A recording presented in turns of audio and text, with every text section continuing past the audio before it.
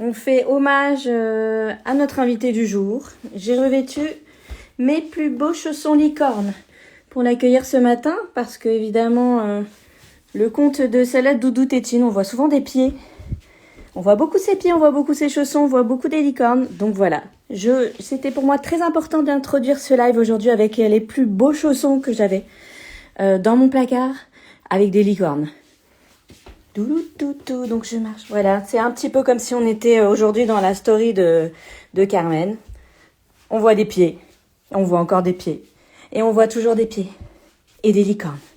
C'est pas beau ça? On va inviter Carmen, peut-être qu'elle nous montrera également ses pieds.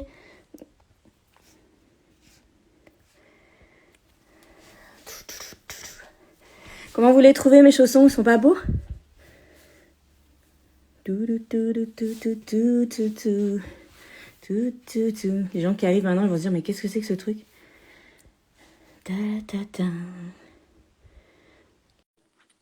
Voilà, c'est tout. Le live se termine comme ça, avec une belle vision sur mes pieds. Ah, là on voit pas ses pieds, on voit son atelier.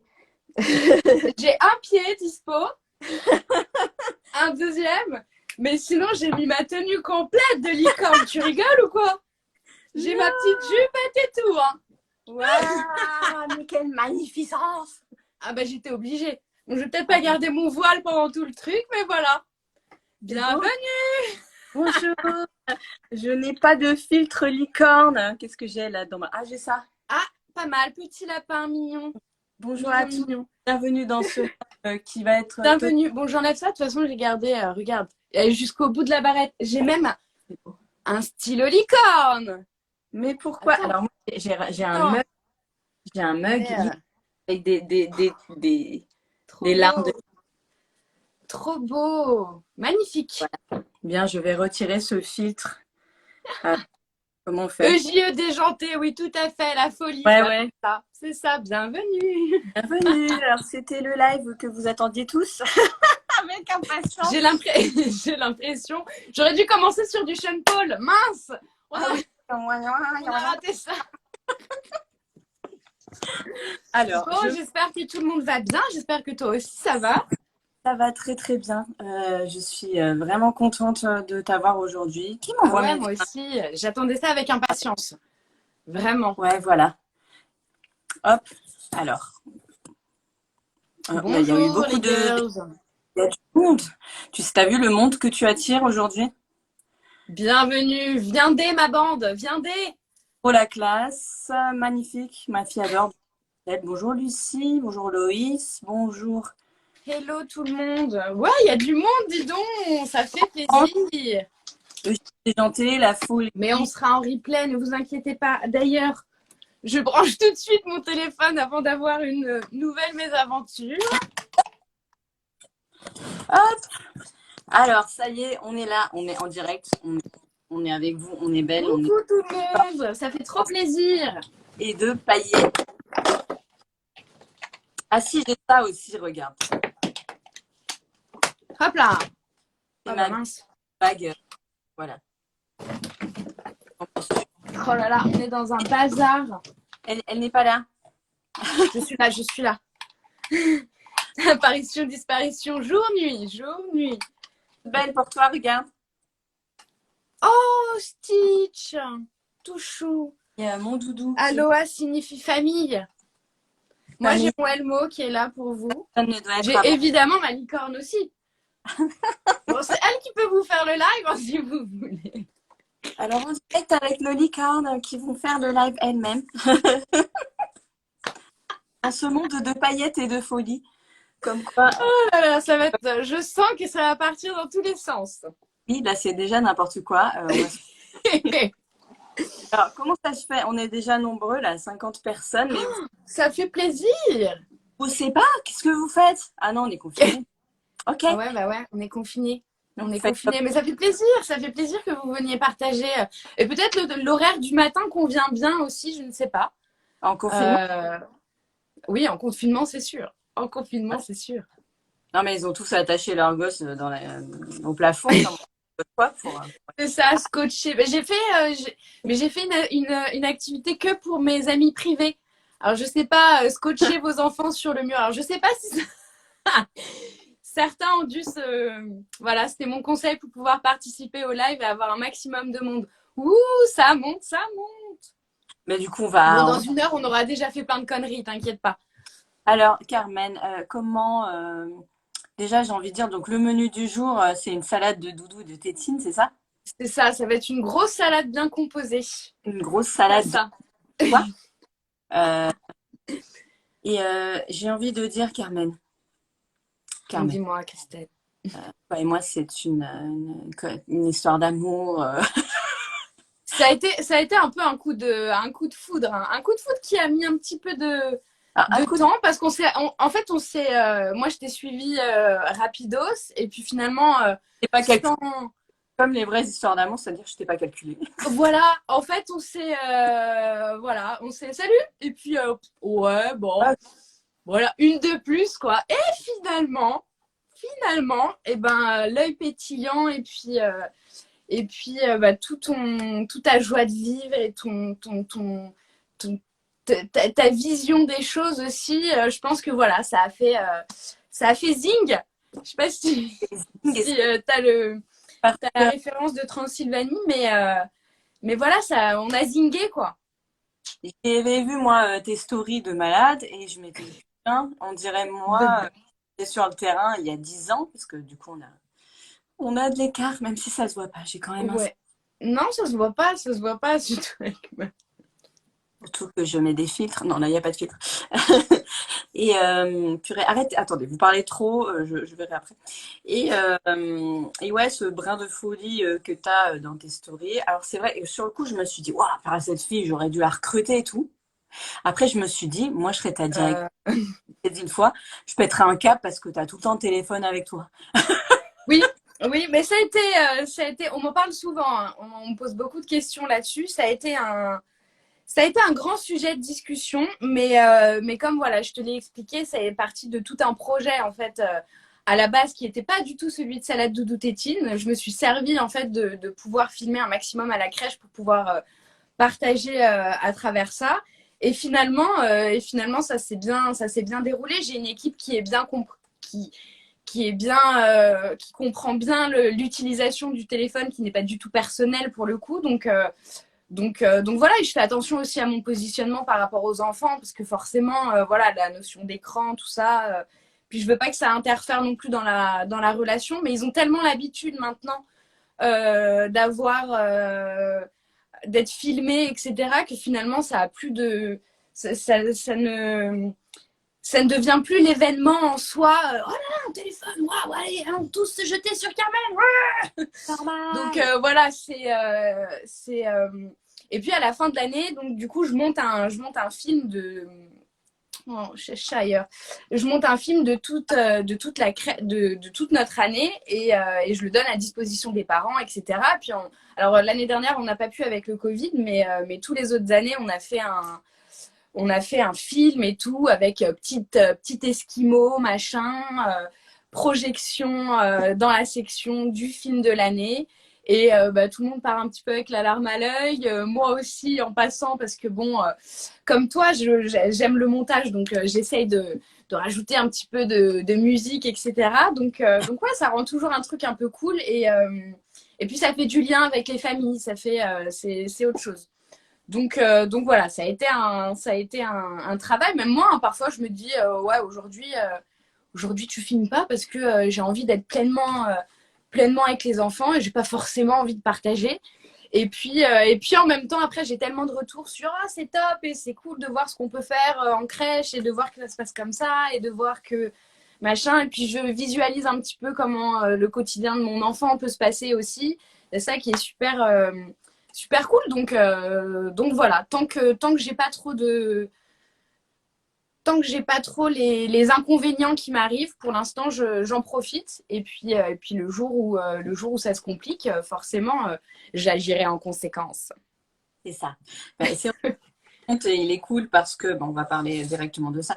Ton compte, il est cool parce que il est pour les professionnels aussi, il est très aidant pour les professionnels, mais aussi pour les parents, comme tu disais, surtout dans ces temps où c'est vrai que inviter les parents sur la structure, c'est pas forcément facile. C'est ça, c'est compliqué. paysans, ils me disaient, on aimerait bien être des petites souris pour voir ce que font nos enfants. Alors bien sûr, leur identité est préservée puisqu'on voit des pieds, hein, Oui, j'essaie de faire attention. mais Et c'est puis, t'as mine beaucoup de de rien, parents. je leur demande pas leur avis pour partager. Donc moi, j'aimerais pas qu'on utilise mon image. Donc mine de rien, voilà, je le fais pas pour eux non plus. T'as beaucoup de parents dans tes abonnés finalement aussi. J'ai pas mal de parents et puis j'ai pas mal de parents d'enfants que j'accompagne à la crèche et qui du coup Ouais. voient vraiment le quotidien de leur enfant. Alors ça n'a pas été du tout une promotion de ma part, j'ai été très discrète là-dessus, mais c'est des parents un petit peu enquêteurs et Mhm. avec qui certains j'ai des relations un petit peu plus particulières. Et puis pendant le dernier confinement, moi je vis dans la ville où je travaille. Donc, tous les enfants sont là aussi. Donc, on a un lien aussi en se croisant pendant le confinement, etc. Donc, y a des parents qui, voilà, sont de sont de fins enquêteurs et qui m'ont découvert. Tiens, moi aussi, je Personnalité, t'accompagne. euh, personnalité publique pour salade doudou pépé. Ouais, c'est ça. Bientôt avoir des gardes du corps. T'as ouvert ton compte finalement. Eh bien, ça va faire. Je crois que c'était fin août, donc ça va faire une petite année, une On mini-année pour l'instant. a tous fait ça en fait, on s'est bien fait chier après le confinement, on s'est dit allez, page Instagram. C'est ça, c'est ça. Et en même temps, si j'ai des De la... petites collègues de formation qui passent par là, elles sauront que c'était une idée que j'avais déjà pendant ma formation. J'avais envie de partager plein de trucs. Et en même temps, il y avait le côté où je me sentais pas vraiment légitime parce que j'étais encore en train d'apprendre. Et puis à la fin de la formation, ouais, c'était cool, j'avais appris plein de trucs, mais bon, j'avais pas tellement d'expérience.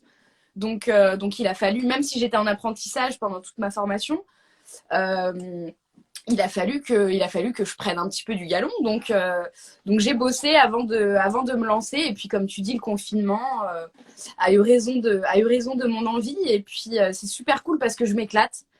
Je savais pas du tout dans comment ça allait se passer. En fait, j'ai vraiment fait ça au feeling. Je me suis dit allez. Et puis vas-y, nature peinture. Comme t'es, de toute façon, tu sais pas faire autrement, donc voilà. Et puis ça marche super bien, j'ai des super retours, je fais des rencontres formidables. Suivez mon regard. Ah, et du et du coup, non, voilà, c'est super cool, c'est super cool. Et hyper enrichissant, mine de rien, même pour moi. Ça m'oblige à chercher d'autres trucs, à être un peu plus inventive. Et puis tout le côté filmer, machin, faire du montage, faire du truc, les activités, machin, ça me plaît bien aussi. Hein, ça me fait un peu partie de mon ancien métier. Donc voilà, je combine un peu tout. ton ancien métier. J'étais accessoiriste avant dans le théâtre. Ah, J'étais intermittent du spectacle, comme papa. ok. Mon père est chef accessoiriste depuis toujours. Ben, j'ai suivi la voie de la création. Et du coup, j'ai été accessoiriste d'un théâtre pendant 1 an et demi avant de reprendre mes études de JE. D'accord, D'où ma folie, oui, sûrement, sûrement. Ça vient un petit peu de là. c'est Ça vient un ça. petit peu de là.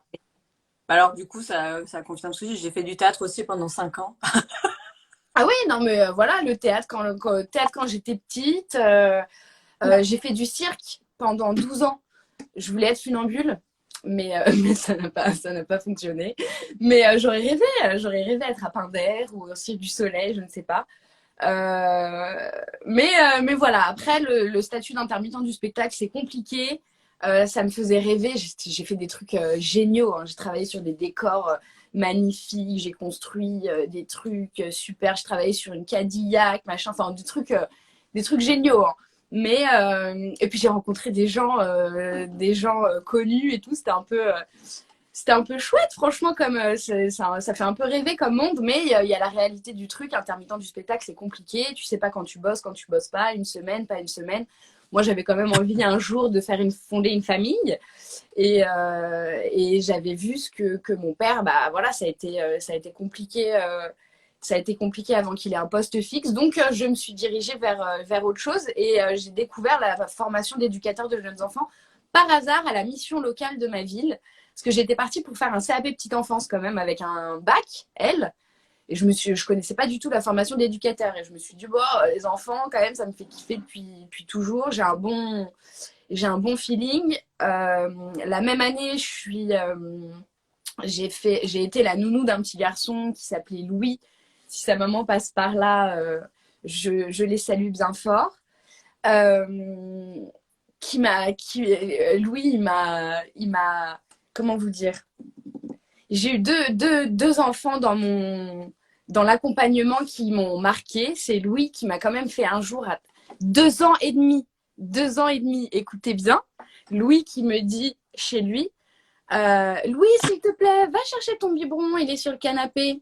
Et il arrive comme ça en me disant, mais il est où mon bip carré? Mon bip carré. Vous vous rendez compte de la force de la blague? Mon biberon, mon bip carré. Mon bip carré. Il avait compris. Enfin bon, bref. Donc cet enfant j'ai passé 1 an avec lui, formidable. En même temps, j'ai passé le concours pour la formation d'éduc dans une seule école. Je me suis dit, allez, vas-y, on verra. Si ça fonctionne, ça fonctionne. Si ça fonctionne pas, tant pis. Et puis ça a fonctionné du tonnerre. Voilà, oral, écrit, et puis en avant Guingamp, quoi. C'était parti. Et une année top formation en apprentissage, du coup, à l'Horizon, dans le 92, Malakoff, une formation géniale. Je t'entends pas? Mais le si. son. Ah, mais si, voilà. Non, il y a quelqu'un qui n'a pas le son, mais c'est pas de notre faute. Non, mais moi non plus, je t'entendais pas. On peut pas parler. C'est bon. Et bonjour Sarah, je vois ma copine Sarah qui dit oui, voilà, c'est ça. Louis. Et puis un autre enfant qui m'a marqué, c'est Lou, si sa maman passe par ici aussi, grand cœur. J'ai travaillé, je faisais des anniversaires pendant que j'étais intermittente du spectacle. Les week-ends, je faisais des anniversaires dans une structure, boutique, locale d'activités pour enfants qui s'appelle Viens jouer à la maison. Et si Hélène passe par là, la gérante de la boutique, un petit coucou aussi. C'est Hélène et compagnie maintenant. Je sais qu'elle a changé le nom de son projet. Donc je faisais les anniversaires et j'ai fait quelques ateliers. En fait, c'est un local où ils proposent des anniversaires. Il y a du yoga pour maman. Il y a la petite école. En fait, c'est des ateliers pour les enfants qui vont pas encore à l'école, mais qui sont gardés à la maison pour pouvoir patouiller un petit peu. Il y a la danse. Et moi, je faisais la gym des petits aussi. Et donc, j'ai rencontré Lou, ce petit garçon, sur ces ateliers-là. Et en fait, Lou, c'est un petit garçon qui a un syndrome d'Asperger.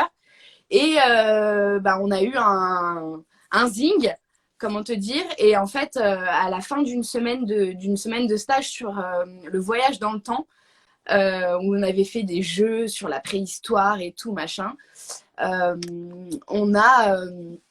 la maman m'appelle pour me dire j'ai demandé votre numéro à ma patronne parce que Lou arrête pas de parler de vous et du coup je voudrais qu'on puisse garder le contact. Est-ce que vous êtes disponible pour certains jours, etc. Et du coup j'ai vu Lou régulièrement et ces 2 enfants qui m'ont marqué et qui m'ont fait me dire ok, bon, là t'as un truc, ça t'intéresse en plus et du coup vas-y à fond et puis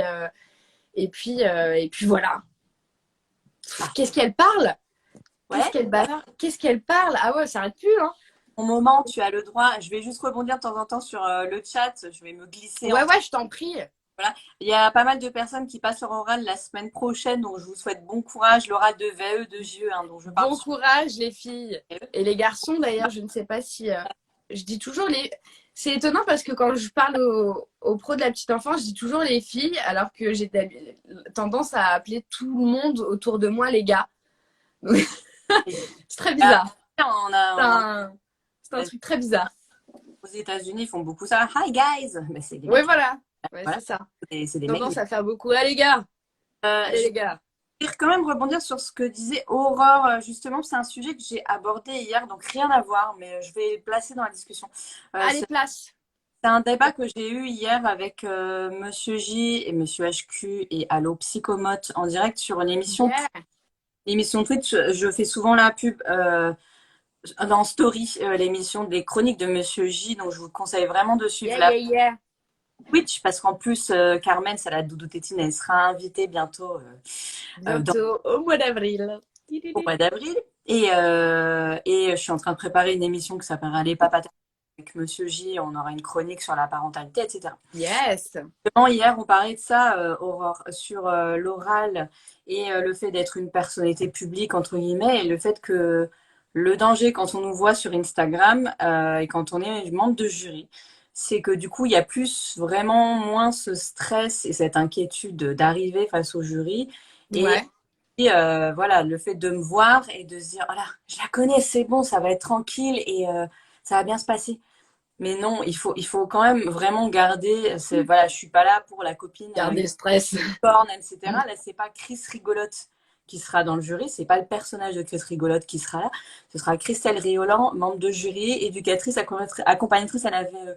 Donc côté sérieux. Donc au contraire, ne relâchez pas la pression, ne relâchez pas votre attention si vous me croisez et faites normalement parce que voilà, c'est un peu ça le risque en fait. C'est où est la limite. Ouais, quitte à lui écrire un petit message après pour lui dire bon bah écoute, Là, j'ai passé mon oral avec toi, machin. Ouais, etc. ouais, je suis assez d'accord. Mais ouais, garder le stress parce que c'est un bon stress en même temps. C'est De toute façon, oral de jury, je vais faire ça encore un an ou deux. Après, je vais arrêter justement à cause de ça, je pense. Puis moi, j'ai besoin aussi, comme tu dis, hein, la légitimité. On a besoin de se sentir légitime. Et ouais. je ne vous connais pas du tout. On ne se connaît pas, on ne s'est jamais vu. Effectivement. Mais, euh, mais après, je vais arrêter parce que question d'éthique et quand on fait des accompagnements en ligne, voilà, il faut vraiment séparer les deux. Voilà, c'était une petite Ouais, aparté. je comprends ce que tu veux dire. Le fait que vous devez vous abonner à la chaîne Twitch Les Chroniques de Monsieur J si vous voulez retrouver bientôt Carmen en live dans l'émission. Yes. Bientôt moi, du coup, qui va revenir dans l'émission. Voilà. Yes. J'arrive jamais à participer le mercredi soir parce que bon, je participerai quand même le jour où Ouais, où je serai voilà. invitée, hein. Mais je regarde toujours en replay et franchement, moi c'est toi qui m'as fait découvrir et l'application et tout et Monsieur J et tout et depuis je m'éclate à suivre les échanges que vous avez en direct et franchement c'est cool. Ouais. Donc je suis bien contente de pouvoir y participer. Ouais. Même si comme je l'ai dit, ça me fout un peu le trac quand même comme là, hein, j'avais un peu le Ouais, j'avais mais un peu le trac. je te brieferai avant. Je suis passée par là. Nos problèmes. Nos problèmes. Du coup, donc on a parlé de tes stages. Toi, tu étais sur l'horizon. Moi, j'étais à Saint-Honoré. Ouais. On s'en fout, mais Bon, c'est le bon moment de le placer aussi. Écoute. c'est quoi ta vision du métier de JE? Pourquoi tu as voulu faire ça? Qu'est-ce qui vraiment t'a dit, bon, bah, c'est bon là, c'est vraiment ça que je veux faire et pas un autre métier dans ce domaine? Alors, c'est intéressant que tu me dises ça parce que quand j'ai passé mon oral, j'étais très. J'ai un truc particulier avec le monde du handicap, etc. Et du coup, j'en ai beaucoup parlé à mon oral d'entrée en formation au concours. Et on m'a dit, mais pourquoi pas, du coup, pourquoi vous allez pas faire EduxP, en fait? Et en fait, j'ai rebondi un peu le truc sur le fait que moi, ce qui m'intéresse, en fait, c'est l'enfant. Que ce soit atteint de quoi que ce soit, de handicap à handicap. Je pense que de toute façon, on est tous plus ou moins handicapés par quelque chose. Donc, je pars du principe qu'on est tous, voilà. Donc, moi, ce qui m'intéresse, c'est l'enfant. Et du coup, voilà, j'avais envie d'en apprendre là-dessus. Et je sais pas, il y a un truc qui me fascine. C'était la formation, je trouve, qui allait le plus loin. Et plus j'ai avancé dans la formation, je me disais 3 ans, c'est quand même pas rien. Il va y avoir un gros travail. Puis tous les domaines de formation, finalement, ils vont un petit peu dans tous les domaines que moi j'aime bien. vous voyez que je suis assez bavarde. Tout le truc de communication professionnelle, c'était hyper intéressant pour moi. Et puis, comment communiquer? Parce que, ok, j'adore communiquer, mais après, il faut savoir comment le faire aussi. Ça, c'était hyper intéressant pour moi. Enfin, même pour ma vie personnelle, je trouve que la formation, la formation m'intéressait déjà pour moi, mon moi-même. Et du coup, voilà, j'ai été là-dedans. Je me suis dit que je pouvais évoluer, que j'ai un côté un petit peu, pas leadership, mais ouais, j'aime bien mener les troupes et je suis assez entraînante, on va dire. En tout cas, j'aime bien transmettre. Donc, du coup, tout, tout le, tout le truc de domaine de formation, j'ai pas le mot qui me vient. Oui. Tout le contenu de formation voilà, c'était une formation complète, merci. Formation très complète qui m'a vraiment intéressée. Et puis alors pour le coup, à l'horizon, moi je me suis éclatée. Pouvoir être en apprentissage aussi, c'était important pour moi parce que moi j'avais déjà commencé à bosser et gagner mes petits sous, donc il fallait que je puisse continuer à travailler. Je suis tombée dans le multi-accueil le plus bienveillant du monde, le plus intéressant parce qu'en plus je suis arrivée en septembre, ça avait été ouvert en janvier de l'année d'avant, donc ils étaient en pleine construction du projet pédagogique, etc. Donc moi j'ai pu participer à plein de trucs extra. Et c'était une pédagogie qui me plaisait, etc. Donc voilà. Et alors, éducateur de jeunes enfants, il y a un moment donné où c'est marrant parce que je ne sais plus si c'est dans Twitch ou je ne sais plus où que vous avez discuté de ça, du mot d'éducateur, et que C'était c'était un petit peu violent. dans le live avec Rita. Ouais. Et c'est aussi, du coup, on a rebondi. Oui, on en a parlé quand j'étais invitée aussi dans l'émission Bière de Twitch. Que le terme éducateur, en soi, il était un peu violent, etc. Alors moi, je me sens pas comme éducateur de jeunes enfants, c'est juste le nom de mon métier.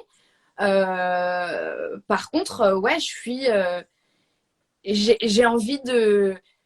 Alors, ça va rebondir la terminologie jardinière d'enfants, potager, etc. Mais Alors, j'ai envie de pouvoir planter des petites graines dans les esprits des enfants et je vois tellement moi-même, hein, je vais pas bien tous les jours, je suis toute pimpante et pétillante, mais mine de rien, il y a des choses difficiles qui se passent dans la vie de tout le monde. Et voilà, je me dis que d'accompagner les enfants tout petits à pouvoir garder un petit peu de ça, de, de, de pouvoir être un peu libre. Et si je peux apporter ça, voilà, j'ai fait ma mission. c'est beau. C'était un peu, ouais, c'est un peu ma mission super-héros, tu vois. Et EJE, je l'ai un peu pris comme ça, quoi. Et du coup, c'est pour ça que je m'investis aussi vachement, parce que je réponds tard, que je bosse tard, que je viens tôt, que je fais des heures en plus, que je m'investis émotionnellement, que je vais me remettre en question, que je réfléchis, que je vais encore me documenter, que j'essaye d'apprendre, parce que, ouais, je me suis investie d'une mission et en même temps, ça me passionne. Moi, je peux regarder un enfant, regarder un escargot, donc pendant quelques minutes sans m'ennuyer. Donc il y a un truc aussi je sais pas, il y a un truc super naturel qui m'a dirigée là-dedans.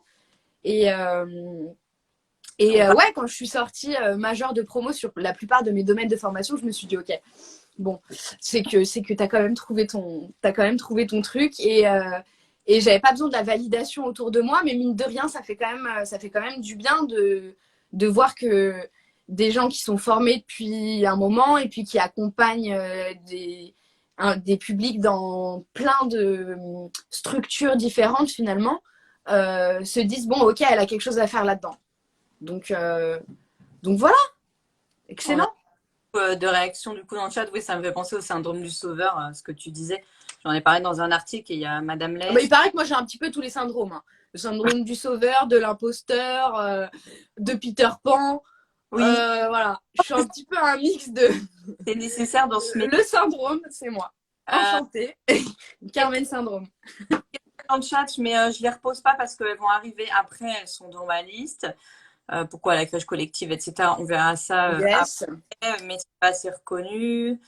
Je suis bien d'accord, je partage cet état d'esprit. Bravo Carmen. Carmen, je t'imagine bien en pouponnière, t'as jamais été intéressée. Je serais super intéressée d'aller un peu voir ce qui se passe ailleurs. Je vous avoue que j'ai un peu... quand je suis sortie de formation, j'ai trouvé un poste direct en crèche collective. Je me suis dit que c'était pour la première année, c'était le premier. Voilà, j'ai trouvé ça tout de suite. Je suis sortie de formation, fallait bosser, fallait un salaire aussi. J'ai trouvé tout près de chez moi, une structure qui ouvrait. L'annonce était super. Vous avez une semaine de formation avec toute votre équipe pour pouvoir commencer à vous rencontrer, savoir comment vous allez travailler, gérer les trucs, etc. Je me suis dit, oh, génial, super. Et en fait, je suis arrivée dans une structure qui n'était pas aux normes, qui n'était pas finie. Et en fait, avec déjà 6 mois de retard sur les promesses, donc du coup, les parents qui commencent à avoir besoin de retourner bosser aussi. Donc ça a été un accueil un petit peu en urgence, sans forcément tout le matériel nécessaire pour accueillir les enfants. Et ça a été une année très difficile à vivre pour moi, parce que, ouais, super compliqué. Et puis en fait, je suis arrivée c'était une structure privée. Je donnerai pas le nom pour ne pas. C'est une expérience très personnelle et je pense que c'est propre à chaque structure.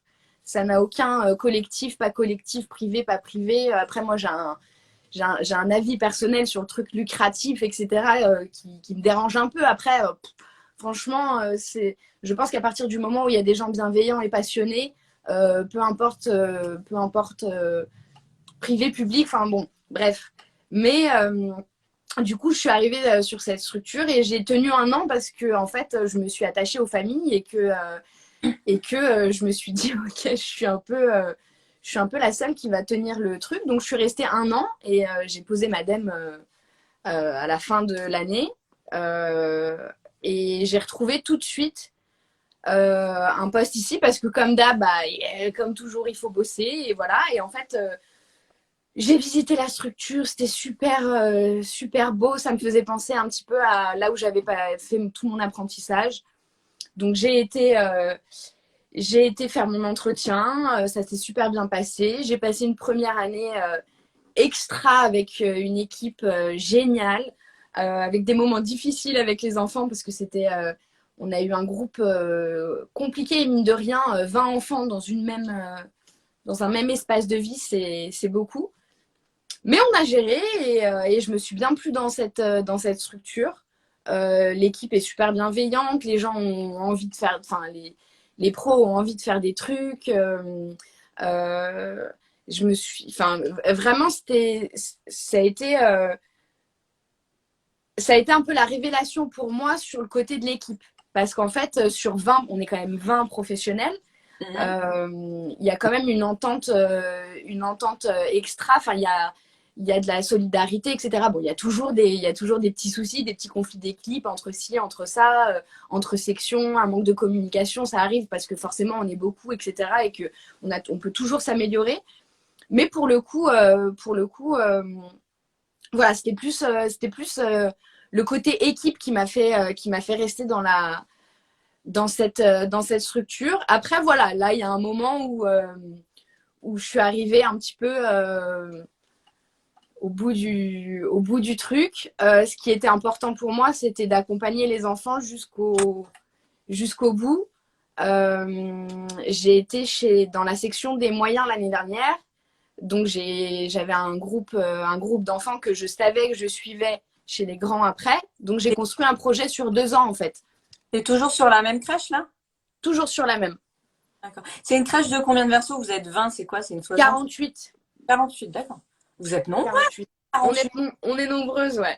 On est nombreuses. C'est une ancienne crèche associative. Donc, du coup, on a gardé 3 maîtresses de maison, par exemple. On a une lingère en plus. Ouais. C'est un ratio qui n'est pas pareil, sachant que, par exemple, on est la seule crèche de la ville où ce sont nous, les professionnels, qui faisons tout le ménage du sol, etc. Les autres crèches ont, par exemple, une entreprise. Donc, il y a des choses on a des maîtresses de maison pour qu'elles puissent nous aider sur des tâches comme ça, en fait, parce qu'on n'a pas d'entreprise qui vient faire de l'entretien. au contraire des autres structures. Il me semble que les placements PMI en crèche sont en amont discutés avec la famille. C'est une proposition de la PMI et non un placement. Est-ce que je me trompe? Et les placements PMI? Je ne sais pas pourquoi on parle de... Qu'est-ce que c'est qu'un placement PMI? Je ne sais pas pourquoi on est parti là-dessus. Enfin bref, je ne sais pas. Et si vous Mais en tout cas, oui, je serais intéressée pour aller voir ce qui se passe ailleurs. Centre maternel, ça m'intéresse. Enfin, tout m'intéresse un petit peu. Après, je suis un peu... Là, j'ai encore besoin de prendre beaucoup d'expérience. J'ai plein de projets qui partent un petit peu dans tous les sens. Salade Doudou Tétine, mine de rien, ça me prend beaucoup de temps et ça me permet de faire mon métier d'une manière que, bah, alors ça me rapporte rien, mais ça m'enrichit vachement et ça me permet de prendre énormément d'expérience pour plein de choses sur comment parler, le soutien à la parentalité, mine de rien, j'arrive un petit peu à faire cette partie de mon métier qui me manque au quotidien à la crèche parce que forcément, bah, moi je compte dans l'effectif, donc j'ai des petits temps de détachement quand je m'organise avec mon équipe, etc. Mais il y a toujours des petits moments qui sont compliqués. Là, on a la chance d'être 3 éducatrices quand même sur notre structure. Et mine de rien, depuis le début de l'année, on a dû se voir 3 fois. Là, on a profité du confinement pour pouvoir travailler ensemble. On a négocié quelques jours ensemble sur la crèche fermée pour qu'on puisse faire du bricolage, de la réalisation de projets, etc. Donc c'est cool, mais c'est les seuls moments où on peut un petit peu échanger. Donc il y a des côtés frustrants à la crèche collective. Après, moi, je m'éclate avec les enfants aussi. Moi, j'ai terrain. J'ai pas du tout de tâches administratives ou quoi que ce soit pour le moment. C'est pas que ça m'intéresse pas, c'est que pour l'instant, il n'y a pas forcément l'espace et j'ai pas le. Et puis, je m'éclate auprès des enfants et auprès de l'équipe surtout. Je pense que même si j'avais un. Je pense que dans tous les cas, j'aurais besoin d'être auprès des crottes de nez et autres caca qui puent. D'accord. Je peux pas m'en empêcher. C'est mon. Pour l'instant, c'est mon moteur. J'ai besoin d'être auprès des enfants, auprès des familles, auprès des pros. Après, c'est sûr que j'ai de terrain, du coup, tu as moins le côté avec les familles. Mais je me rattrape un petit peu avec Salade Doudou Tétine, j'admets, pour le moment. Il n'y a pas de poste de direction en vue, de toute façon, c'est pas encore... Pour l'instant, pas prévu. Quand tu parles de frustration de ton travail, c'est à quel niveau? Du temps, pas de temps? Alors, frustration de moyens, frustration de temps, frustration de compréhension des besoins des enfants. Parfois, j'ai l'impression d'être la seule illuminée complètement dans mon délire quand je pose des questions et qu'on me dit mais on va faire ça. Et puis, mais enfin, mais quel est l'intérêt pour l'enfant ou quel est Enfin, voilà, il y a ce côté-là où parfois, devoir réexpliquer, faire de la pédagogie avec les adultes, c'est pas... Sur des choses aussi qui, moi, me paraissent naturelles, c'est un petit peu frustrant. Après, je reprends toujours mon courage à deux mains et il n'y a pas de... Il n'y a pas de raison de ne pas faire de la pédagogie avec tout le monde. Mine de rien, moi aussi, j'ai appris. Donc voilà, je remets mes sabots et j'y retourne. Alors, je rebondis sur ce que disait Hello93 et Passion Enfance, parce qu'on parlait d'accompagnement à la parentalité. Donc, on est bien sur la question d'accompagnement à la parentalité, là, en crèche collective, en tant que GE. On n'est pas sur le soutien à la parentalité, ni conseil à la parentalité. Moi, en tant que GE, on n'est pas là pour donner des conseils aux parents, en fait. On est vraiment là pour les guider sur le chemin parentalité. Soutien également, ça fait un peu impression qu'il y a une difficulté rencontrée. D'accord, ouais. Enfant est en situation de handicap ou qu'il y a certains troubles ou effectivement il y a une difficulté. Oui, on peut parler de soutien à la parentalité. Ouais, Et c'est vrai. là, au niveau de la différence, je suis d'accord. C'est vrai, c'est des petits mots qui sont importants. Je joue sur les mots, mais c'est ça Non, aussi. non, c'est mine de rien, ça a du sens. C'est aussi pour ceux qui vont passer leur oral que je dis ça. Voilà, on a un rôle d'accompagnant à la parentalité, aux fonctions parentales, d'accompagnant du développement de l'enfant. On a cette idée de chemin, de cheminement, de guide. Ouais, c'est ça. Et puis le côté accompagnant, il rend le truc. C'est pas nous qui détenons le truc, mais juste on accompagne la parentalité de chaque parent en fait. Chaque famille est différente et on accompagne juste leur parentalité. On n'est pas en train de donner notre avis sur ce qu'est la parentalité ou ce que devrait être la parentalité, etc. C'est assez. Je suis assez sensible, voilà, à ce que tu dis et comment tu le dis, voilà. Très très bien. Je suis pas formatrice pour rien, du coup, pour le coup. Ouais, mais je joue beaucoup sur les mots pour aider les professionnels et les Mais ouais, élèves. mine de rien, c'est important. Social, les mots sont importants. C'est comme quand on dit un enfant handicapé ou porteur de handicap, alors que c'est en situation de handicap.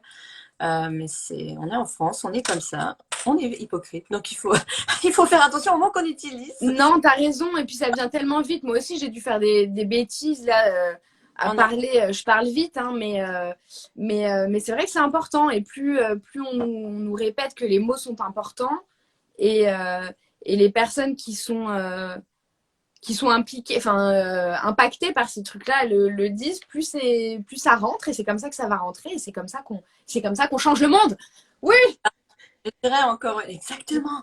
Ce qui est important, je parle encore une fois de l'oral de l'AE, mais aussi en tant que professionnel et dans notre domaine, dans le social et dans la petite enfance, c'est de s'écouter. Et c'est tout le cheminement qu'on a et cette vision qu'on a du métier, que ce soit quand on rédige un dossier de fin d'études, un mémoire, un dossier de VAE, un écrit professionnel, un projet pédagogique. On a une certaine vision du métier à un instant T et on va le relire dans 2 mois, on va le relire dans 6 mois et ça va être totalement, on va se dire mais j'étais complètement à tout côté de la plaque. Pourquoi j'ai rédigé ça alors que maintenant j'ai tellement évolué. Évolution. Voilà, moi, mon projet pédagogique, quand j'ai quitté la crèche en tant que directrice, il y avait toute cette notion d'adaptation, d'adaptation, d'adaptation. Maintenant, j'utiliserai le terme familiarisation et je sais pourquoi. Et je serai beaucoup plus dans toute autre chose.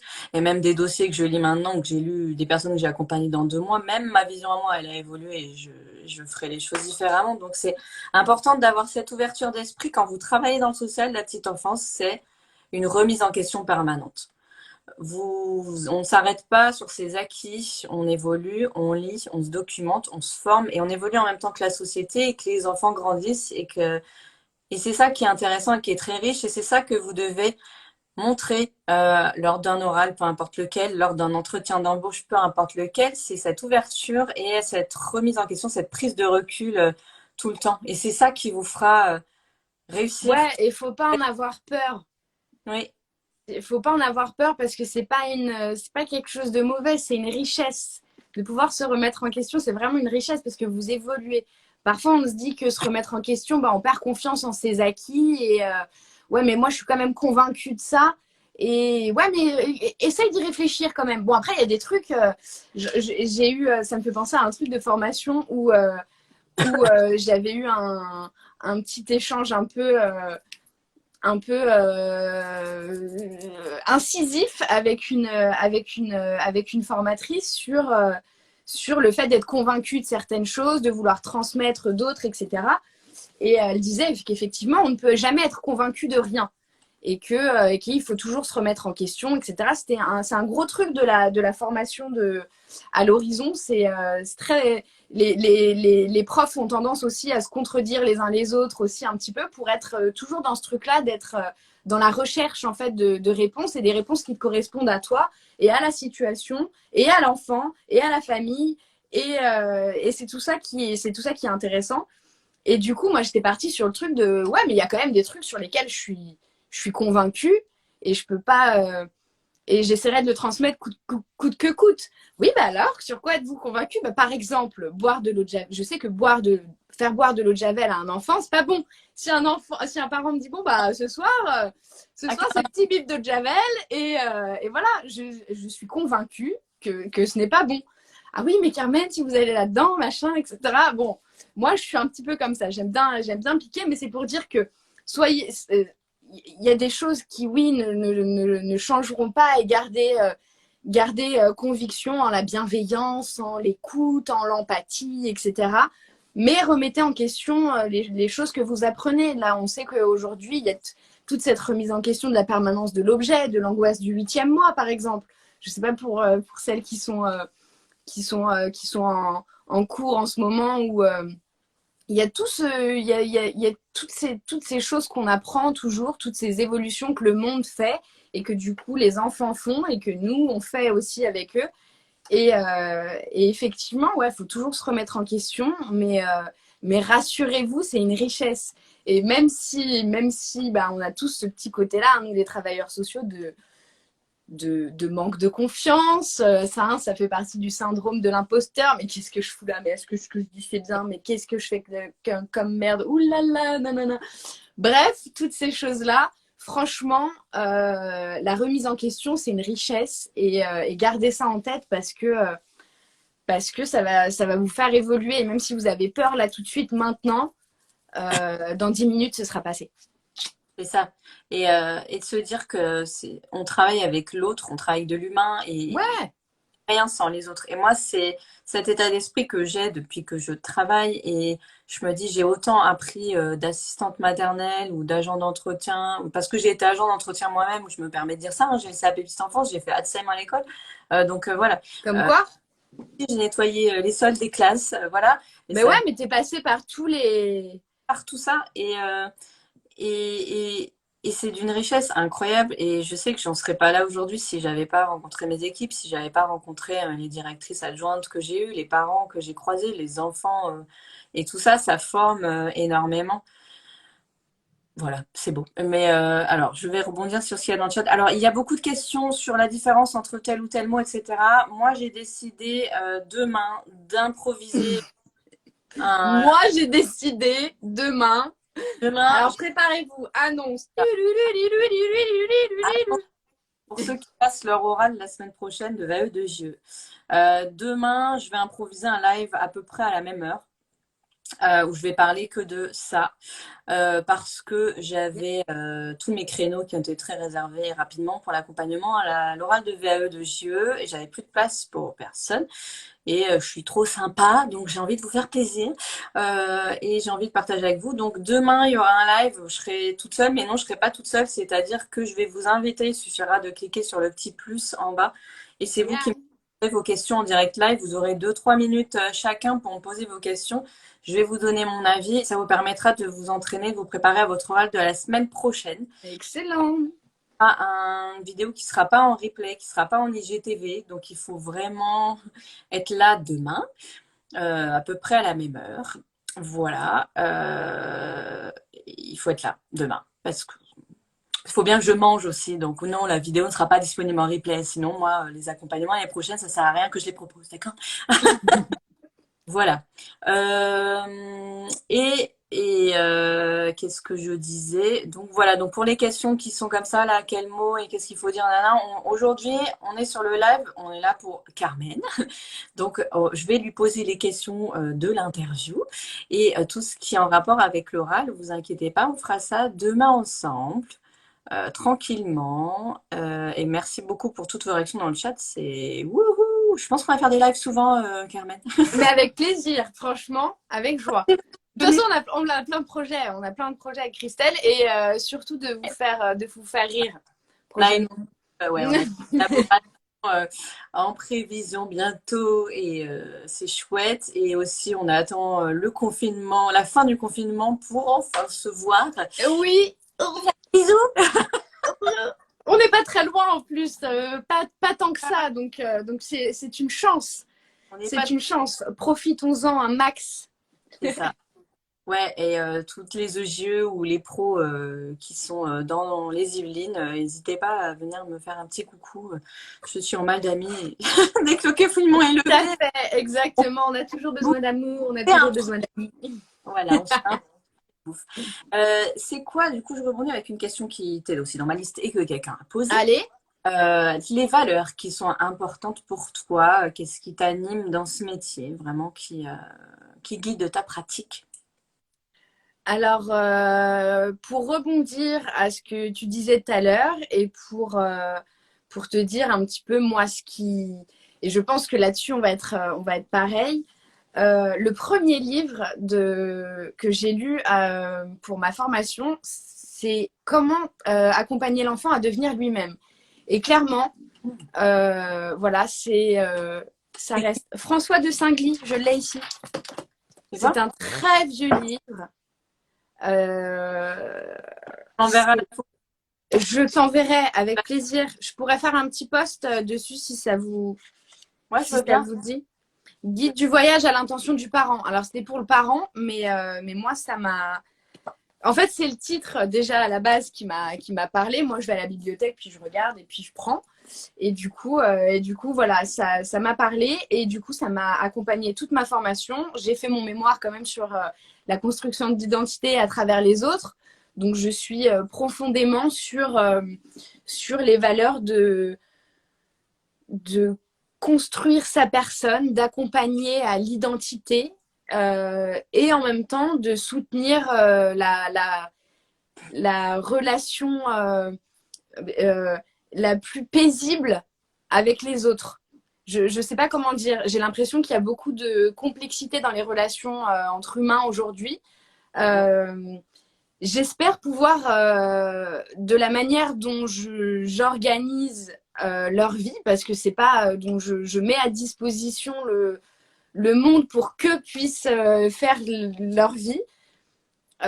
J'espère pouvoir leur donner la possibilité et de créer des relations positives et l'envie, en fait, un peu l'appétence, tu vois, on parle d'appétence à communiquer, l'appétence à être avec les autres, parce que je pense que c'est une richesse de vouloir, de vouloir s'enrichir des autres et de vouloir découvrir, etc. Je pense que ça donne envie d'aller voyager, tu vois, d'aller découvrir d'autres cultures. Je suis un peu là-dessus, donc ouais, asseoir son identité à soi, vraiment, et en même temps aller être assez en confiance avec soi-même pour pouvoir se mettre face aux autres. Purée, ça devient de la philo, attention. C'est la minute philo avec Carmen, ça change du Oui, live soirée pyjama dont on parlait tout à l'heure. oui, oui, c'est pas le même thème, mais comme quoi, je suis un petit peu caméléon, tu vois. Je suis capable Je sais de pas, changer selon les. pas combien de temps va durer ce live, ni combien on va en faire, mais on va faire des thématiques parce que sinon, on va jamais. On a trop de trucs à dire. Non, et puis moi, vraiment, je peux. Déjà que je peux parler beaucoup, surtout, mais alors sur la petite enfance. Ben, quand on aime ce qu'on fait, quand on est animé par ce qu'on fait, c'est vrai que bah, moi aussi, comme toi, j'ai eu la chance de travailler sur des lieux où j'ai eu des lieux où c'était très difficile, effectivement, mais j'ai eu beaucoup de chance de tomber sur des lieux où j'ai beaucoup appris et où j'ai adoré mon travail. Donc, que ce soit en micro-crèche, où j'ai appris plein de choses, et au multi-accueil, où j'avais Alix aussi qui est dans le chat, avec qui j'ai travaillé, et j'ai pris beaucoup de plaisir à aller sur le terrain, mais aussi à être directrice. Et des fois, Ouais. ça me manque beaucoup. Et on n'a pas souvent cette chance de travailler sur des lieux qu'on aime, mais c'est important d'essayer de trouver ce lieu, ou en tout cas d'essayer d'en tirer le positif. Et voilà. C'est vrai. Aussi penser à soi, et quand vous voyez que vous n'êtes pas bien sur un lieu, il faut vraiment en partir, hein. Quand vous avez une directrice toxique ou des pros vraiment où c'est compliqué, hein. N'oubliez pas que c'est un monde de C'est nanas. ça. C'est ça. Et les émotions, ça arrive. Même si c'est ça fait partie de notre formation, ce que je me suis toujours dit, ouais, ça fait partie de ta formation, d'essayer de changer un petit peu les choses, les mentalités, d'essayer de planter des petites graines dans les esprits des gens, encore une fois. À un moment donné, quand c'est trop difficile et que ça, ça impacte en fait toute l'énergie positive que nous on a, après c'est plus la peine parce qu'en fait c'est un cercle c'est un cercle vicieux et on n'a plus l'énergie ni rien pour le faire. Et du coup, voilà, on ne changera pas le monde. Il faut essayer, il faut toujours avoir l'espoir d'essayer, mais après, voilà, on ne changera pas le monde, donc il faut aller voir ailleurs si on peut réussir sa mission autrement. Après, c'est pas grâce à des gens comme Adrien Taquet qu'on va changer le monde. Oh, pardon, ça y est, je l'ai placé. Oups. Oups, excusez-moi. Oups. Bon, sur les missions de l'EGE en crèche, toi, tu es dans quelle section déjà, chez les grands ou les moyens? Chez les grands, moi, cette année. Du coup, on n'aura pas le temps de tout aborder. Donc, l'OJE chez les bébés, je vais l'aborder avec Yes. en fait, à la crèche, durant un live que je ferai avec elle. Chouette, on fera ça. Je vois que tu es là. On fera ça justement pour son live, le rôle de l'OJE chez les bébés en section bébé, parce que j'entends encore trop. Je suivrai ça parce que je suis une fervente défendresse de ce... J'entends encore que le JO n'a pas sa place chez les bébés, donc voilà. Donc je pense qu'on fera tout un live là-dessus. Ce sera super riche et intéressant, évidemment, par rapport. Carrément. Là, on va plutôt parler de le JO chez les grands, de tes missions sur le terrain, d'accompagnement de l'enfant, de ta journée type, en gros. Tu veux qu'on parle de ta journée type d'abord? Bon, ouais, allez, on parle là-dessus. Journée type. Alors moi, j'ai pas une... ça dépend. Il y a 2 jours où je vais faire ouverture-fermeture dans la semaine pour pouvoir voir un maximum de familles parce que sinon mon horaire c'est 9h, 17h30. Autant vous dire que les enfants, je les vois beaucoup. Les parents, plus tellement. Donc du coup, pour pouvoir faire un peu de lien quand même avec les familles, je suis présente quand même sur une ouverture pour les parents qui sont plutôt là du matin et sur une fermeture pour les parents qui sont plutôt là du soir. Voilà. Les autres jours, je suis donc 9h, 17h30 parce que c'est l'horaire le plus où je vais participer en fait au maximum des temps forts de la journée. Donc j'arrive à 9h, 9h30 ça va être le début des activités. Je suis pas volante du tout. Je suis vraiment sur la section. Du coup, ouais, journée type. Donc j'arrive 9h, 9h30 début des ateliers. Nous, les ateliers, ils se mettent en place toujours en porte ouverte, c'est-à-dire que c'est de la proposition de jeu et on a bien travaillé avec mon équipe depuis 2 ans bientôt maintenant sur le fait d'être adulte phare d'un espace qui est en jeu libre. En fait, même les ateliers que je propose, c'est un peu du jeu libre parce que tu viens, tu pars, tu viens, tu pars. Et tu fais un petit peu comme tu veux. Donc on va dire que c'est de la libre exploration, si on peut le dire comme ça. Mais il y a quand même, on va dire, 1 ou 2 ateliers qui demandent un petit peu de mise en place, en plus de ce qui est à disposition des enfants pour jouer et qu'on change régulièrement quand même. Donc voilà, les ateliers du matin. Ensuite, il y a le moment du repas. Moi, je participe au moment du repas. Une semaine sur 2, les enfants de la section sont séparés au moment des repas et des siestes en 2 groupes parce que faire manger 20 enfants dans la même pièce, on l'avait testé et en fait, c'est une horreur sans nom, beaucoup de bruit, beaucoup de mouvements de tout le monde, etc. Donc, c'était pas vivable. Donc, on a changé ça. Les enfants sont séparés. Donc, du coup, moi, je suis en serveuse sur 1 semaine sur 2 sur l'un ou l'autre des espaces. Et ma collègue qui est maîtresse de maison fait l'autre espace. Je ne sais pas si vous comprenez un petit peu, pour qu'on puisse se relayer et que je puisse observer les enfants, que mes collègues qui accompagnent les enfants restent assises et ne bougent pas du tout. C'était très important pour moi de le faire comme ça. Comme elles accompagnent les enfants sur l'endormissement et qu'il y a un côté continuité de soins que moi j'ai moins parce que forcément je bouge d'un côté à l'autre, il n'était pas intéressant pour moi de faire une table. Donc je suis sur le service. Voilà, je fais ça très bien. Du coup, voilà, service au moment du repas. Comme ça, je peux accompagner les enfants, je peux observer un petit peu ce ce qui se passe. Je peux accompagner mes collègues sur certaines choses. Enfin, voilà, j'essaie d'être présente au maximum sur tous les temps, d'être utile à mes collègues pour leur montrer pour leur garantir un accompagnement au plus près des enfants et sans qu'elles aient besoin de courir un petit peu partout. J'essaie de leur faciliter au maximum la tâche.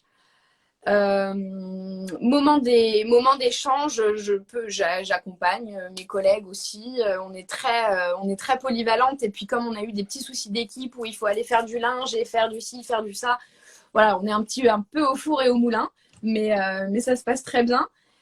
Moment de sieste, j'accompagne sur l'un ou l'autre des dortoirs, généralement plutôt l'un parce que il y a plus besoin dans l'un que dans l'autre.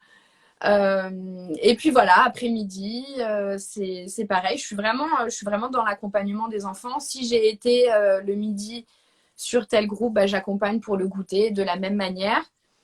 Et puis activité de l'après-midi, et puis 17h30, voilà, je rentre dans ma maison. Voilà. Quand j'ai l'occasion de me détacher, je me détache souvent sur le temps du midi, parce que c'est le moment qui est le plus pratique. Souvent les mercredis parce qu'on a un petit peu moins d'enfants. Le jeudi, je suis très tôt du matin, donc si je pars l'après-midi, je compte moins en fait. Donc toutes mes collègues sont présentes, donc je peux prendre des après-midi aussi pour pouvoir bosser un petit peu, faire de la réalisation de projets. Mais bon, cette année, vous savez que Covid parti, etc., ça nous a un petit peu compliqué sur plein de choses. Donc voilà, un petit peu compliqué là-dessus. C'est important quand on fait des horaires comme ça, soit d'ouverture, soit de fermeture, de voir les parents pour maintenir le lien, Carrément. pour les accompagner dans l'individualité. J'imagine que c'est aussi pour ça que tu fais des roulements, ouverture, fermeture. C'est ça. Au début d'année, j'étais sur du 9h-17h30 parce que, en fait, faire des horaires à 6 professionnels, 5 professionnels sur 4 horaires différents en rajoutant un, enfin, c'était compliqué. Donc, je me suis dit, bon, je vais prendre le 9h-17h30, comme ça, mes collègues ont les ouvertures, ont fermetures, le même nombre pour chacun, et ça ira très bien.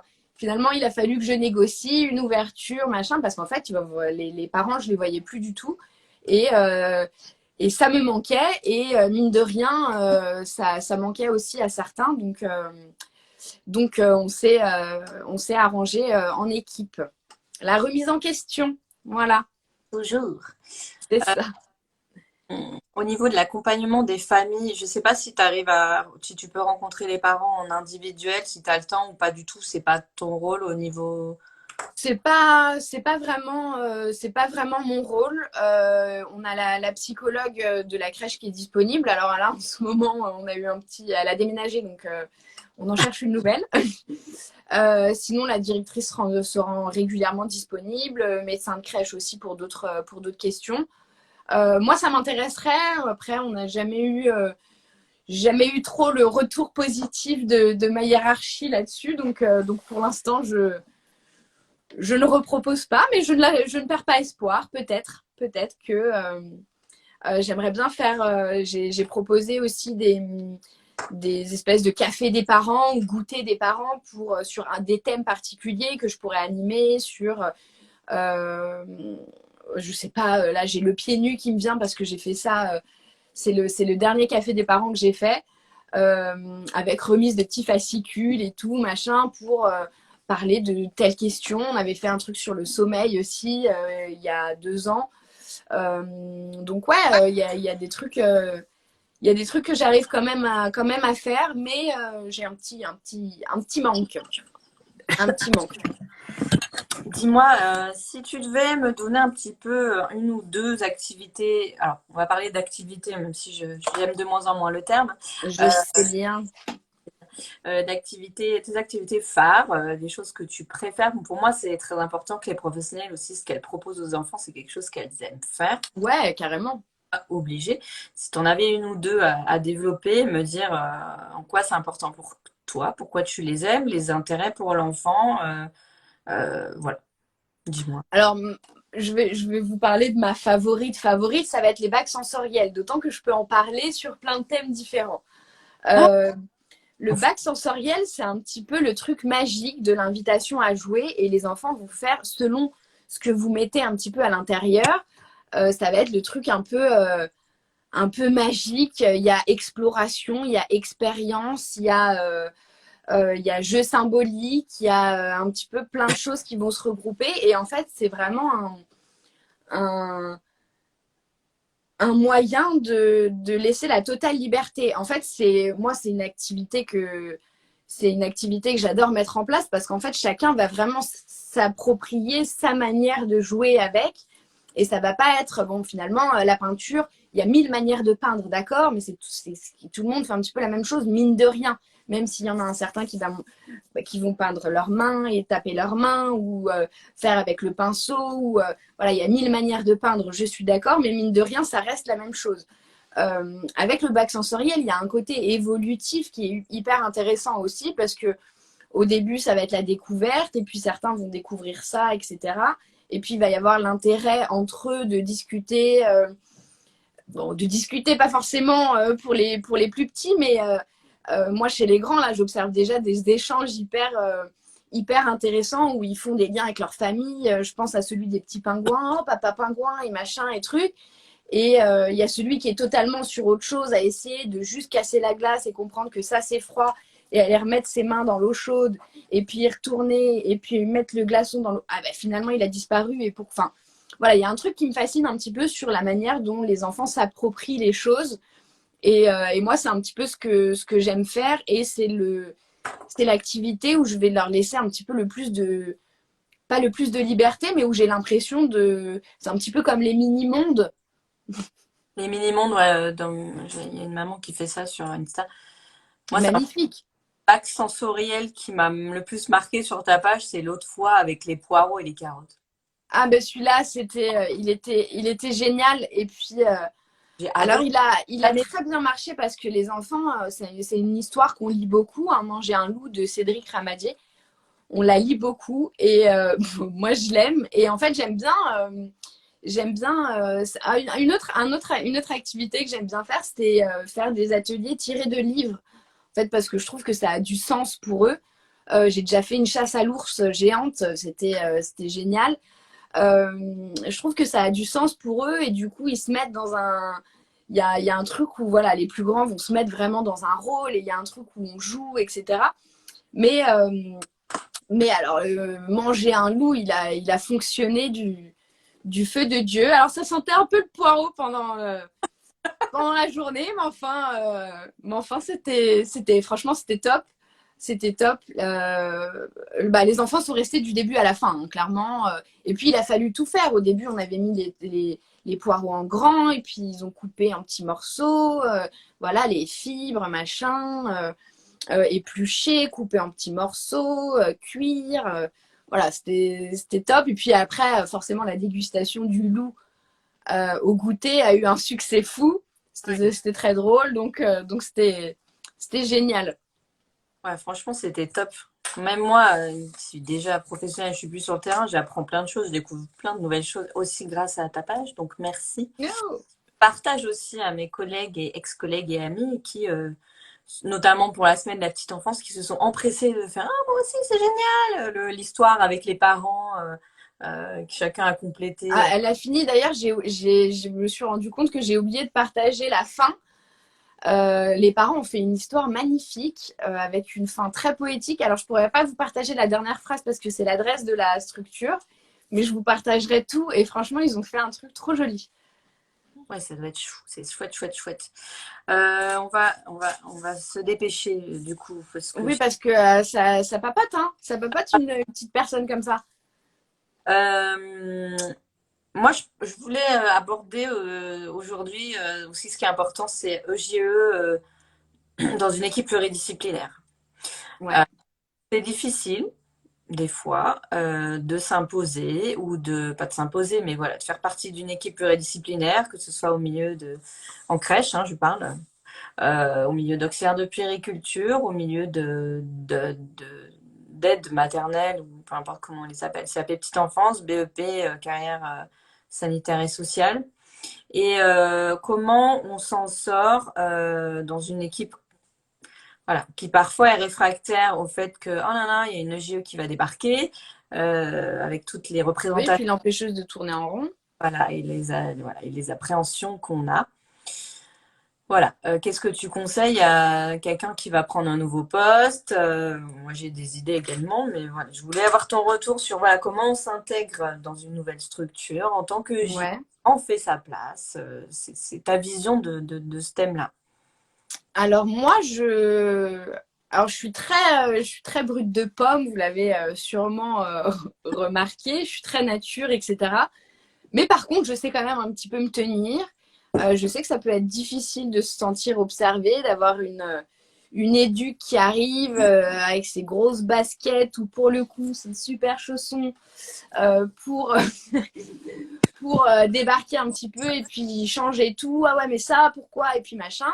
Donc, moi, je conseille de prendre un petit peu le temps, sans observer beaucoup, observer beaucoup ce qui se passe, faire sa place petit à petit.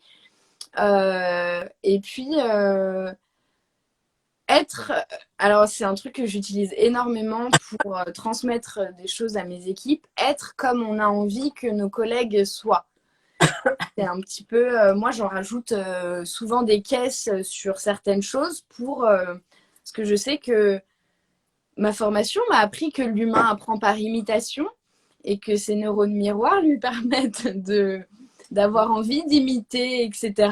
Donc du coup, je sais que ça fonctionne aussi sur mes collègues. J'essaie de faire beaucoup d'humour aussi. Je pense que c'est important. J'essaye de beaucoup les impliquer et de leur poser beaucoup de questions sur d'essayer de comprendre en fait pourquoi chacun fait ça à sa manière, de comprendre pourquoi c'est important pour une telle, pourquoi une telle réagit ainsi, pourquoi, etc. Et du coup, c'est vraiment, c'est comme entrer en relation en fait. Finalement, il faut prendre le temps, se montrer petit à petit, montrer ses valeurs, ce qui est important pour soi, et puis être. Ouais, je suis un petit peu comme ça. Ne fais pas aux autres ce que tu n'aimerais pas qu'on te fasse, ou sois avec les autres comme tu as envie qu'ils soient avec toi. On récolte ce que l'on sème, donc du coup, je suis un petit peu dans ce truc-là où si je suis à l'écoute et bienveillante de l'équipe dans laquelle j'arrive, elles auront aussi envie de me découvrir et de m'intégrer dans leur équipe. C'est ce qui s'est passé, je pense. Après, c'est sûr qu'il faut avoir des gens bienveillants face à soi parce qu'à un moment donné, on ne fait pas tout soi-même dans une rencontre. Je pense que c'est aussi important d'avoir aussi une direction qui est claire avec ça, qui met Oui, bien en clair les rôles et fonctions de chacun et qui je pense valorise que chacun. Si on valorise les diplômes de chacun, on va voilà, qui fait quoi, qui a telle responsabilité et d'annoncer voilà quelqu'un sur un poste, d'expliquer clairement les choses et de c'est façon à ce vrai qu'on que ça aide ne perde beaucoup. pas et qu'on dise pas ah, mais finalement on fait tous pareil. Non, non parce que de base on a un diplôme qui n'est pas le même. Qu'on soit CAP, qu'on soit AP, qu'on soit animatrice ou EJE ou ES, et qu'il faut le formaliser clairement. Exactement. Aussi, ça vient aussi beaucoup de la direction. Enfin, moi, voilà, en tant que Non, directrice, non, c'est vrai. Non, non, c'est vrai. c'est C'est très important. important pour aussi valoriser chaque métier, Ouais, aussi, ouais, carrément. profession aussi. Donc, ouais, ok, donner l'importance des écrits, fiches de poste, exactement. Ouais, c'est ça, fiche de poste Arrive, voilà ses fonctions. Et voilà aussi responsabiliser aussi chacune. Enfin, Ouais, puis qu'il n'y ait pas le côté, parce que moi j'ai déjà eu, hein, tu te détaches. Bah alors, c'était bien l'après-midi entre copines, c'était bien voilà. la balade à la bibliothèque. Oui, ben là, dans ce Même si je sais que c'est pour rire, etc., il y a toujours un petit fond de. bah, Donc, donc oui, pour éviter ce genre de choses, ouais, c'est important d'avoir une direction qui pose un petit peu, après, les choses Et puis, si vous le sentez pas, ouais, pas hésiter à le revendiquer parce que, au contraire, c'est un droit et je pense que c'est important pour tout le monde. Je pense que s'il y a ce côté-là aussi où je pense que ces petites remarques-là ne montrent pas forcément de l'animosité par rapport à la place de l'EJE, mais montrent un manque de reconnaissance par rapport à sa propre place et la reconnaissance de son métier. En gros, ouais, elle aurait des missions particulières et moi, j'en aurais pas par rapport à mon rôle, ma formation, etc. Je pense que c'est là que c'est important de valoriser un petit peu tout le monde. Et c'est là que j'essaye de faire C'est aussi beaucoup de communication parce que... Exactement, voilà, d'essayer d'aller un peu... expliquer pourquoi je me détache et ce que j'ai fait pendant ce temps de détachement. Exactement. Et si on reste dans son coin voilà, à rien expliquer, ben oui, soit ça peut créer des envies, des jalousies ou des questions. Parce oui, c'est ça, c'est des questions. Je pense que la plupart, c'est beaucoup de questionnements et pas de... Il faut jouer la carte de la transparence aussi. C'est ça. Il a toute l'équipe ce qu'on fait, quoi qu'on fasse. Donc, voilà. Exactement. Chose qui se passe dans le chat aujourd'hui, c'est un truc de fou. C'est la folie. C'est la folie. Et on a quand même abordé pas mal de choses. Ouais, on a bien discuté. Enfin, je sais que j'ai un petit peu usé mon temps de parole. Si on avait été à la présidentielle, là, tu pourrais faire la conclusion toute seule parce que j'aurais gâché tout mon temps. Mais qu'est-ce que tu rencontres comme difficulté au quotidien? On va clôturer. Qu'est-ce que je rencontre comme difficulté au quotidien? Alors, ce qui va me manquer, c'est sur... on a un groupe qui est assez grand, mine de rien, accompagner 20 enfants, savoir les observer toute la journée, etc. C'est compliqué, savoir où chacun en est. Donc ça va être un petit peu compliqué. Ce qui va me manquer, ouais, c'est ça. C'est peut-être un petit peu de temps d'observation et de pouvoir accompagner. Mine de rien, j'essaye de le faire au maximum parce que ça fait partie de mes valeurs, mais ça va faire partie d'une de mes frustrations et ça va être la plus grosse difficulté que je rencontre parce que parfois ça me met en difficulté sur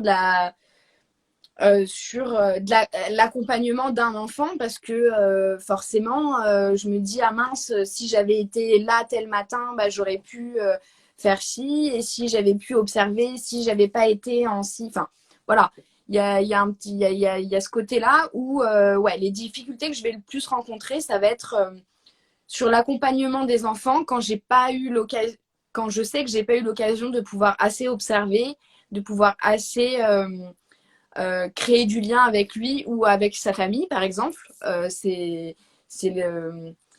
Sur une vingtaine de familles, forcément, je ne crée pas le même lien avec tout le monde, aussi parce que tout le monde n'a pas envie, hein, et puis que chacune de nos relations sont différentes. Mais du coup, voilà, il y a forcément, comme tu disais, j'ai pas d'entretien avec les familles en individuel, etc. Il y a forcément chacun est différent et il y a des gens qui ont besoin d'un petit peu plus de temps et moi j'ai pas forcément le temps à leur accorder, donc ça va être peut-être ma plus grosse difficulté sur enfin ça en a révélé quelques-unes, hein. Pas du tout.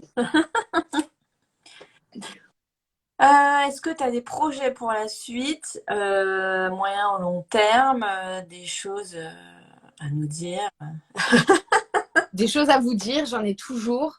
Des projets, ouais, j'en ai. Après, pour l'instant, je suis assez discrète parce que je ne sais pas comment ça va évoluer. J'ai le projet, en tout cas, de continuer sur Salade Doudou Tétine. J'ai le projet j'aimerais bien... J'ai essayé de réfléchir ce truc-là dans l'idée d'un jour pouvoir avoir un truc... je pense un peu à Dolto là, et j'aimerais bien, je voudrais un peu un truc genre un lieu d'accueil enfants-parents où moi je pourrais faire un truc, je sais pas. Tu vois, j'imagine un truc, c'est pour l'instant c'est un projet imaginaire, ce serait un grand château gonflable, tu vois, avec des licornes et tout. Non, je rigole. Mais non, mais pour dire que voilà, j'ai plein de projets, mais pour l'instant, j'avoue que j'ai pas le temps de réaliser quoi que ce soit, que j'essaie de m'organiser un petit peu déjà. Salade doudou tétine, mine de rien, ça me prend beaucoup de temps et c'est hyper enrichissant et je m'éclate. Page Mais pardon? chaîne YouTube aussi. Ouais, j'ai la chaîne YouTube.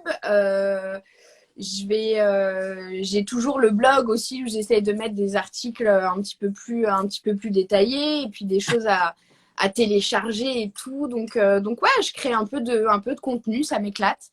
Et j'espère continuer un petit moment. Pour les autres, pour les autres projets, on se refera un live annonce, promis. On fera un live parce que nous, on a un travail ensemble. Ouais, aussi. On va vous préparer des surprises un peu humoristiques. Aussi. Pro, évidemment, bientôt à venir, une super collab qui nous ressemble, j'ai envie de dire, avec ce qu'on aime faire et ce qu'on a envie de partager avec vous. Exactement. Bientôt, Carmen passe dans l'émission Les Chroniques de Monsieur J. Ouais. C'est quoi, le mercredi dans 2 semaines? Non? Ou mercredi Alors, ça devait être le 21, mais on a déplacé au 28. Ah, d'accord, ok. Donc voilà. Donc voilà, ça en fera une pub de folie et je serai là avec mes copines. Yes. Yes. J'ai hâte et en même temps, ouais, ça me met le stress des examens. Ça va être chouette. Non, je sais que ça va être super cool et ouais. Et ouais, j'ai hâte. Ça va être sympa. Non, et puis moi, cette expérience-là, elle me plaît parce que je rencontre du monde et que je peux discuter et que franchement, voilà, c'est plein de chaud doudou et j'en ai grandement besoin, j'en ai toujours besoin et c'est hyper appréciable et franchement, voilà, ça m'enrichit beaucoup donc c'est génial. Ouais, puis le confinement, finalement, nous a ouvert à d'autres perspectives et nous a quand même permis de créer des relations sociales différentes. C'est ça, Et exactement. vraiment, on se sent moins seul du coup et c'est chouette. Que dire de plus à part merci. Merci pour ce live délicieux. Merci à toi de ton invitation. J'espère qu'il y en aura d'autres parce que franchement, c'est un plaisir d'échanger avec toi.